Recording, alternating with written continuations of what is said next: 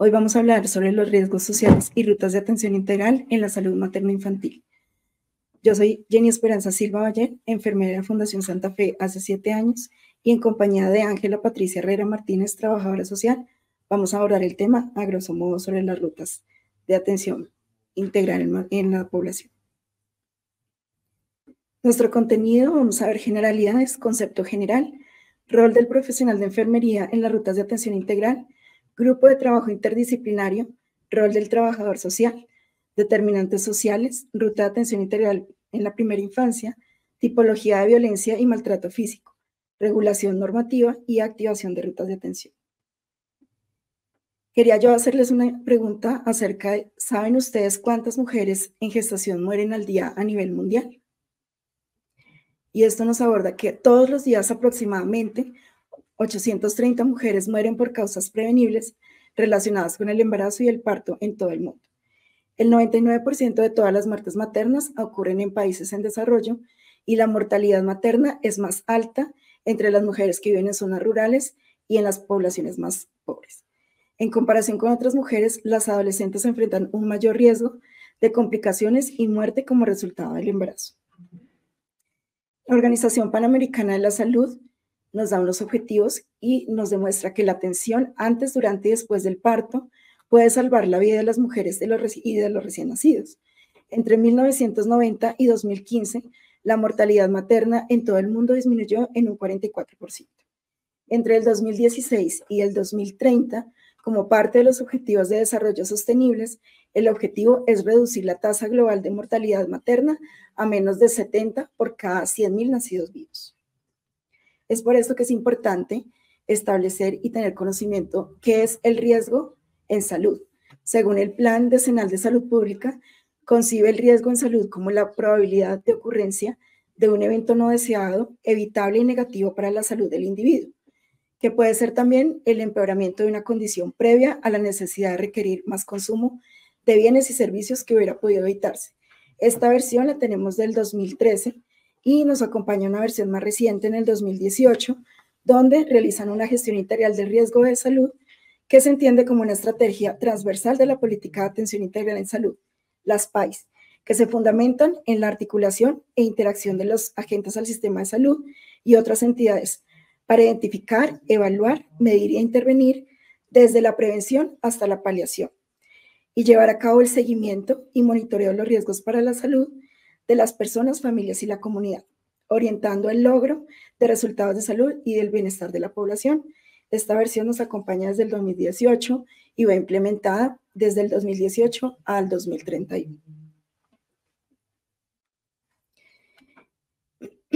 El abordaje integral de la mujer, teniendo en cuenta los enfoques de derechos, género diferencial y cursos de vida antes, durante el evento obstétrico, como estrategia del componente de prevención de la enfermedad. Este componente obstétrico tiene una estrategia de la prevención antes integral de la salud sexual y reproductiva desde un enfoque de derechos que implica el reconocimiento de la salud mental, no solo como una ausencia de las enfermedades durante el embarazo, el parto y el posparto, sino que la mujer gestante pueda disfrutar del más alto nivel de bienestar físico, mental y social para vivir y afrontar su maternidad dignamente. De tal manera que este momento del ciclo vital permita sustraer a la mujer de la mirada exclusivamente médica y biológica. Nuestro rol de profesional de enfermería en la ruta de atención integral a la población materno-infantil, viéndolo desde un grosso modo, garantiza la atención integral en salud a las gestantes, sus familias y comunidades a partir de intervenciones de valoración integral de la salud, detección temprana, protección específica, diagnóstico, tratamiento, rehabilitación, paliación y, muy importante dentro de la Fundación Santa Fe, la educación para la salud.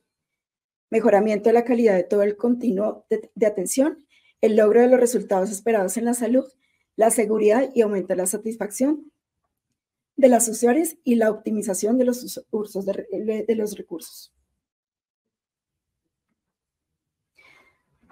A grosso modo les voy a hablar sobre la ruta integral de atención en salud materno-perinatal. Ángela nos va a enfatizar un poco más y va a profundizar las rutas de atención. Dentro de la ruta de atención en salud materno-perinatal tenemos la atención preconcepcional, que nuestro rol como enfermeras nos permite la educación de los métodos anticonceptivos, identificar conocimientos y falencias en la educación, resolver dudas e indagar toda la parte de interés de acuerdo a la mujer en este periodo. Nos permite desde esta atención identificar algunos riesgos como la depresión postparto. En el control prenatal, desde enfermería, identificamos factores de riesgo con importancia no tanto físicos, sino psicosociales. Los signos de alarma son importantes en esta etapa y nos permite educar sobre hábitos, apoyo social, escucha de temores y creencias, identificar su red social. Podemos hacer, y en esta etapa de la ruta integral de atención en el control prenatal, hacemos una planeación del parto de acuerdo a las preferencias del paciente por medio de cartillas de maternidad. En la ruta de atención al puerperio, este es muy importante en el escenario hospitalario, ya que identificamos todos los riesgos en la materna y en el recién nacido, haciendo énfasis, obviamente, en todo el manejo, signos y síntomas de alarmas en maternas y recién nacido, y el apoyo de la lactancia es primordial, ya que no solo educamos en el transcurso de las técnicas adecuadas, sino cómo se siente la materna en ese momento emocionalmente para evitar una depresión postparto, ya que la actividad es un poco estresante para la materna. En esta atención del puerperio, tenemos un trabajo interdisciplinario donde continuamente estamos educando a la materna, desde enfermería, como los médicos y todo el equipo interdisciplinario. Las rutas de atención integral materno-infantil, esta ruta, como lo hacemos en Fundación Santa Fe, está centrada en la mujer embarazada, en su gestación, su familia y comunidades, respetando siempre la opinión, sus creencias, su contexto biopsicosocial y cultural, identificando necesidades específicas individuales, apuntando a una atención más segura y de calidad, de manera eficaz, eficiente y equitativa. Cada profesional tiene un alcance y más adelante vamos a profundizar.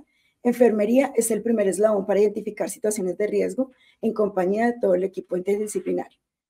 En este momento, trabajo social. Les voy a presentar a Ángela para que continuemos con el rol como trabajadora social. Yo voy a empezar hablándoles de los determinantes sociales de la salud que impactan en el binomio madre-hijo. Como ustedes conocen, en el 2005 se creó una comisión por la Organización Mundial de la Salud para verificar cuáles son los determinantes sociales que afectan la salud en el mundo. Yo les traigo aquí 3 aspectos relevantes e importantes que están relacionados con la condición de pobreza, escolaridad e inequidad. La pobreza, que genera una mala alimentación durante la gestación, un retraso en el crecimiento uterino y postnatal, y pues de allí el incremento de enfermedades durante la infancia. La escolaridad, que las personas que se han dedicado a estudiar la mortalidad infantil la ven como un aspecto importante relacionado con la falta de acceso a educación y tecnología, que hay una aplicación deficiente de los conocimientos disponibles para el manejo del embarazo, del parto y del puerperio. Y todo el tema de inequidad que pues genera una falta de acceso a los servicios de salud, el uso inoportuno de los servicios médicos y que no hay una atención o controles prenatales por ubicación geográfica, por falta de atención o personal médico en algunas zonas geográficas del país y demás, o de algunos países. Todos estos 3 aspectos son, de acuerdo a la literatura, los que mayor riesgo generan para la afectación de la salud del binomio madre-hijo. Entonces, digamos que con esta premisa quiero empezar. La jefe ya les habló un poco de las rutas integrales de atención en salud. Yo quiero profundizar hablándoles un poco de que la resolución 3202 habla de 3 tipos de rutas, que es la promoción y mantenimiento de la salud en el curso de vida, los riesgos de vida y los eventos específicos. Yo me voy a centrar en los grupos de riesgo que define la ruta de atención. Son 16 grupos de riesgo, pero en este espacio vamos a hablar de todo lo relacionado con materno-perinatal y todo el tema de violencias.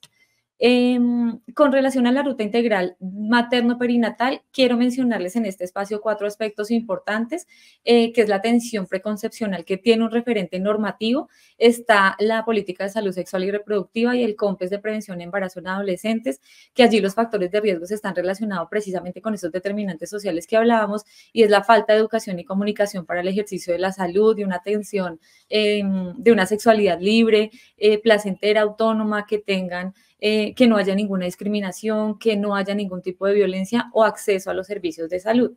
El embarazo adolescente, que tiene el referente normativo de esa intervención preconcepcional anterior y solamente que se adiciona la política de primera infancia y el Código de Infancia y Adolescencia. Aquí el factor de riesgo principal es precisamente ese embarazo adolescente, que hay unos padres adolescentes, que si no hay una buena red de apoyo familiar, que si no hay, que si adicional a esto se le suma que pueden haber aspectos como violencia en el contexto familiar, pues puede incrementar los factores de riesgo. Aquí hablar de la interrupción voluntaria del embarazo con el referente normativo, que es la sentencia C355, que a partir de que este año tuvo una nueva resolución, la 051, y aquí hablar del riesgo como la falta de apropiación conceptual de la normatividad. Aquí solamente lo menciono para indicarles que cuando hay una solicitud de interrupción voluntaria del embarazo relacionada con un evento de violencia sexual, no podemos negar este procedimiento por el hecho de que no exista una denuncia en fiscalía. La mujer tiene derecho a recibir este procedimiento, aún no se hayan adelantado los trámites de justicia que tiene establecida la ruta. El control prenatal, y allí pues es la falta de captación de la gestante con todo el tema de acceso, de falta de acceso a los servicios de salud, y encontramos mucho como factor de riesgo que se potencializa en todas las migrantes venezolanas con todo el tema de la migración, que se encuentran irregulares en el país, pero ya más adelante les cuento que para ellas también hay una protección en todo el tema de normatividad y de atención de activación de rutas intersectoriales. Entonces, con el tema de ruta integral de atención en salud en primera infancia, hablamos específicamente de la atención del recién nacido. Desde trabajo social lo que hacemos es promover el derecho a la salud. Recuerden que el recién nacido nace afiliado a la EPS de la mamá por los primeros 30 días de vida. Por eso, por normatividad, se debe gestionar un registro civil en los primeros 30 días de vida para garantizar una afiliación al servicio de salud, posteriormente hacer una inscripción para seguimiento en todo el proceso de crecimiento y desarrollo. Y aquí, muy importante, lo que hacemos es orientar en todo el mecanismo de exigibilidad de los derechos de atención en salud. Entonces, a dónde se pueden direccionar personería, defensoría, todas las instituciones que están velando por la garantía de los derechos a la salud. La valoración integral de los niños mayores de 30 años hasta los 6 años. Entonces, aquí la ruta nos propone valorar un ajuste psicosocial, y ese ajuste psicosocial está relacionado con identificar los factores de riesgo para trastornos de comportamiento y problemas mentales, y identificar factores de riesgo con cualquier tipo de violencia, que ya en un momento ampliamos un poco más ese tema, y identificar también los riesgos y condiciones de vulnerabilidad relacionados con los escenarios sociales de riesgo. Y aquí también un poco hacer mayor énfasis en toda la atención y la conformación de esa dinámica familiar, de las capacidades que tiene esa familia, de cómo están vinculados, cómo son esas relaciones al interior de la familia, cuál va a ser el cuidador principal de este bebé, donde se va a establecer ese vínculo de apego y demás. Entonces, aquí lo que verificamos también es que haya una adecuada dinámica familiar y que no vaya a existir ningún riesgo en ese entorno familiar. Toda esta intervención es la que se realiza desde trabajo social. Aquí les quiero hablar un poco de la canalización a los servicios intersectoriales, que hablamos de los escenarios sociales de riesgo. Entonces, podemos encontrar desplazamiento forzado, conflicto armado, aislamiento, exclusión social por razón de género o de identidad de género, los migrantes irregulares y el desempleo. Hay unas políticas públicas y hay unas rutas de atención que se activan desde la Secretaría de Integración Social, por lo menos en Bogotá, con diferentes proyectos en donde se puede articular también a estas familias que tienen algún tipo de escenario, como se mencionó anteriormente. Aquí también se debe incluir la evaluación y percepción del cuidado de la salud mental y física de ese cuidador primario, de esa mamá o de ese cuidador primario. Entonces, lo que se verifica aquí es si hay algún tipo de sobrecarga. Estos elementos que estamos mencionando pueden ser factores que pueden disparar un estresor. Y esa mamá o ese cuidador con esta sobrecarga puede en algún momento incurrir en violencia o en maltrato, de pronto sin intención. Aquí hablamos entonces un poco también de los tipos de violencia, la violencia física que está relacionada con el riesgo o disminución de la integridad corporal de una persona, en donde se manifiesta a través de golpes, de algún tipo de ataque, el ataque con ácido, el ataque con algún agente químico que tiene una ruta especial de atención, la violencia psicológica, que es toda acción u omisión destinada a degradar o a controlar las acciones o comportamientos. Aquí está todo el tipo de, se manifiesta a través de humillaciones, anulación de esa mujer, incluso la violencia psicológica en toda la atención materna también se puede identificar en que no hay, que hay una negación a esa paternidad y solicitan de pronto prueba de paternidad o indica ese papá que va a solicitar la custodia de ese bebé una vez nazca, y eso genera algún tipo de violencia psicológica también para esa mujer. La violencia sexual, que es todo acto, toda acción consciente en obligar a una persona a mantener contacto sexualizado físico o verbal. Aquí lo importante y que se manifiesta es todo acto sexual abusivo sin consentimiento. Si yo no consiento un acto, una palabra sexual, es una violencia sexual, se constituye en una violencia sexual. La violencia patrimonial, que es toda pérdida, sustracción, destrucción, retención o distracción de objetos. Entonces aquí hablamos que la mujer no pudo asistir a la cita porque le retuvo su presunto agresor la cédula, el pasaporte, la obligó a firmar algún documento importante o traspasar bienes, muy coaccionada también. La violencia económica, que está relacionada con controlar y supervisar los ingresos y recursos económicos. Vemos muy frecuentemente este tipo de violencia en donde si no hay de pronto una vinculación laboral de esta mujer y tiene que hacer de pronto uso de los recursos económicos de su pareja, hay un control, no hay dinero en efectivo, siempre a través de tarjetas, o lo controla la suegra o lo controla la empleada de la casa, y esa mujer no tiene la posibilidad de tener una autonomía de ese manejo de los recursos. La violencia vicaria es una violencia muy nueva que está relacionada con la instrumentalización de un integrante familiar para hacer daño a otro integrante. Entonces, usualmente se manifiesta en todas en todos los procesos de separación conflictiva, en donde estos papás tienen una mala comunicación, entonces amenazan con la custodia de sus hijos, amenazan con hacerle daño a su hijo, y esto genera, se constituye en la violencia vicaria. Y la violencia de género, que es una violencia que es global, que se basa en la idea de que unas personas, que una persona es inferior a otra por su sexo o por su preferencia sexual. Con relación al maltrato o a la violencia infantil, el lineamiento técnico de ICBF y el Código de Infancia y Adolescencia nos dice que es cualquier acto intencionado y no accidental que realizan los padres o cuidadores que le producen un daño físico al niño. Entonces, esta violencia se puede clasificar en dos grupos, lo visible y lo invisible. Normalmente lo visible está relacionado con todo el tema de violencia física como tal, y lo invisible está relacionado con las negligencias que se pueden expresar a través de la desnutrición, el peso o la talla baja, el sobrepeso o la obesidad, o alteraciones emocionales, y todo esto que no haya sido atendido de manera oportuna. Entonces, aquí contarles un poco cuál es el abordaje con sospecha de violencia sexual. Cuando hacemos alguna atención en la historia clínica, debemos tener en cuenta la narración de lo sucedido. Cuando no hay una explicación o hay una explicación muy vaga de la herida que presenta ese niño, cuando hay una negación explícita de un trauma de un niño con lesiones evidentes. Llegó al servicio de urgencias, tiene una fractura, pero no manifiesta ese papá o ese cuidador que el niño tuvo una caída o tuvo un golpe. Un detalle importante en la historia cambia de un relato a otro. Entonces, en la valoración del triage nos dijeron una cosa y con eso ingresaron. En la valoración por pediatría se identificó, se cambió una parte del relato. Eso debe alertar también, eso debe ser una bandera roja. se da una explicación que no es consciente con el patrón, edad o severidad de la herida. Entonces, los niños que usualmente no están en esa etapa del desarrollo en donde están caminando, pues normalmente no tienen heridas o hematomas o golpes. Entonces, esto debe también disparar un poco esa alarma para sospechar que se está presentando algún tipo de violencia. Se da una explicación que no es consciente con el desarrollo neurológico del niño y hay demora en la búsqueda de atención médica.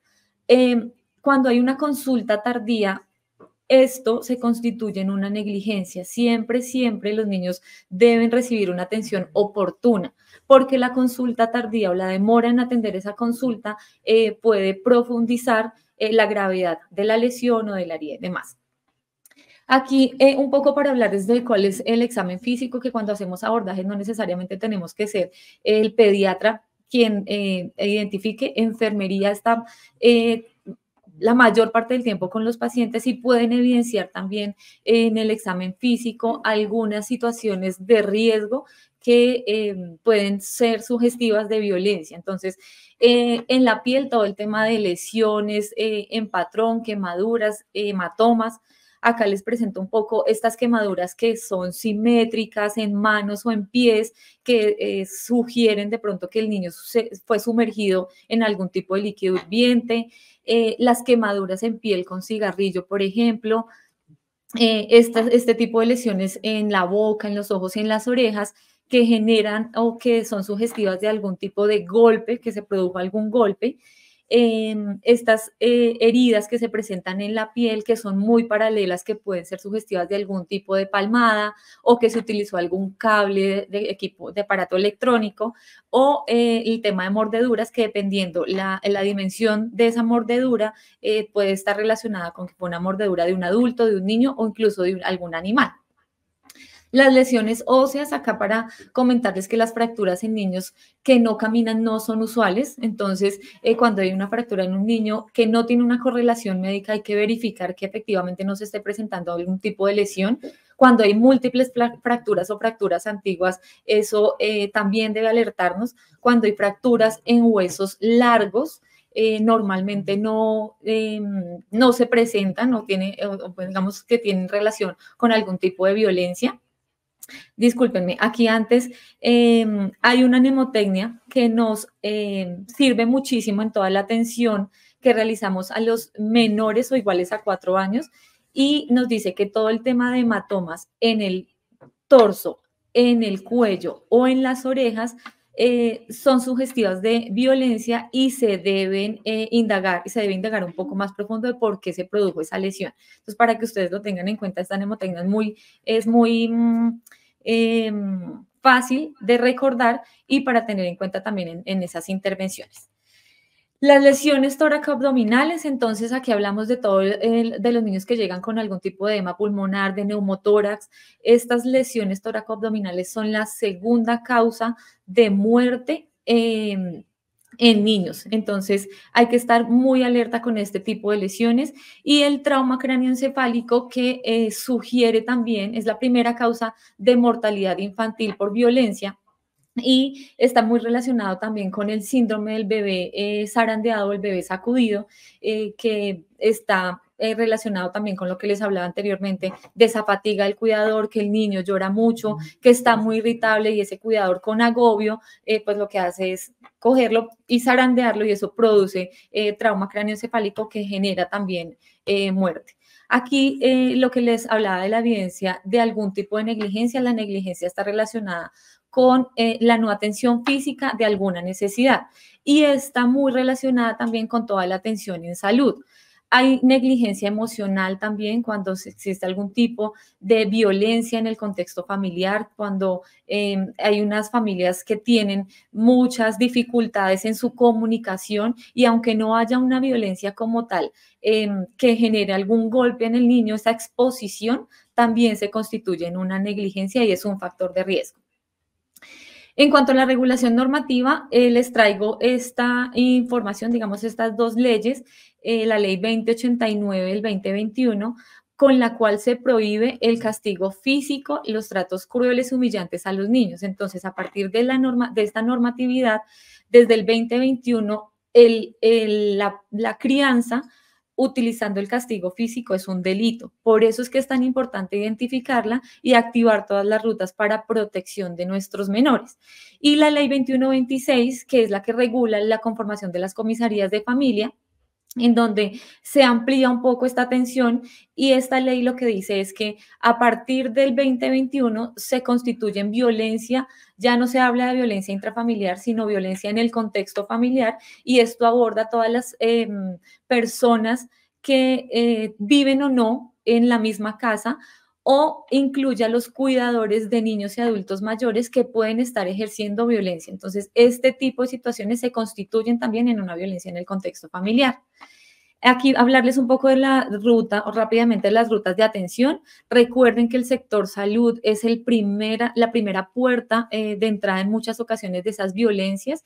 Entonces nosotros debemos identificarlas muy bien, ser muy cuidadosos con este tipo de alertas y banderas que a veces se presentan, porque debemos activar de acuerdo a la normatividad el sector protección, con ICBF, con comisarías de familia. A veces esos agresores que están en el mismo medio familiar, por orden de comisaría de familia y como medida de protección, les ordenan desalojar esa vivienda. Entonces es muy importante poder hacer esa activación de protección, y el sector justicia con el tema de todos delitos sexuales y todo el tema de castigo físico, que como les decía, a partir del 2021 ya se constituye en un delito. Entonces esto es como un poco para que hablarles de los sectores que intervienen en la atención integral en todo el tipo de violencias. Hacemos también activación con Secretaría de la Mujer. La Secretaría de la Mujer tiene diferentes estrategias de acompañamiento psicosocial y orientación jurídica. Cuando hay violencia económica, cuando hay algún tipo de agresión, las mujeres a veces no saben cómo actuar porque tienen miedo a que les quiten la custodia de sus hijos, a que les quiten si de pronto hay temas en medio de patrimonio familiar. Entonces les dan orientación jurídica también para que para que esto les permita tener información y salgan de ese ciclo de violencias. Aquí les traigo esta imagen del portafolio de rutas de atención y redes de apoyo que construimos para todo el proceso de la certificación de la estrategia IAMI.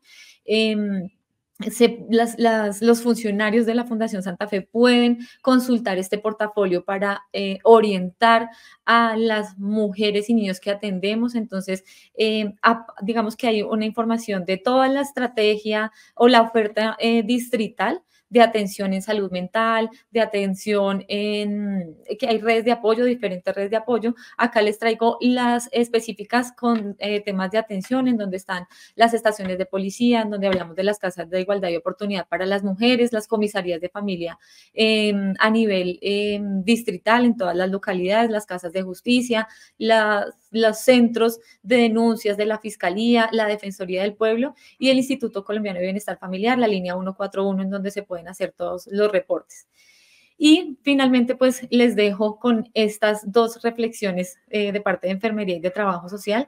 Recuerden que no solamente se presenta una violencia, cuando se presenta una violencia en el contexto familiar, también podemos estar hablando de que esos padres aprendieron esas pautas de crianza a través de unos efectos también de violencias, y ellos también pueden estar replicando este tipo de situaciones. Entonces, importante y muy importante estar muy atentos de estos aspectos, de estas situaciones, pues para poder acompañar y dar una mirada más integral a todo este proceso de protección de derechos de nuestros niños y de nuestras maternas. Muchísimas gracias.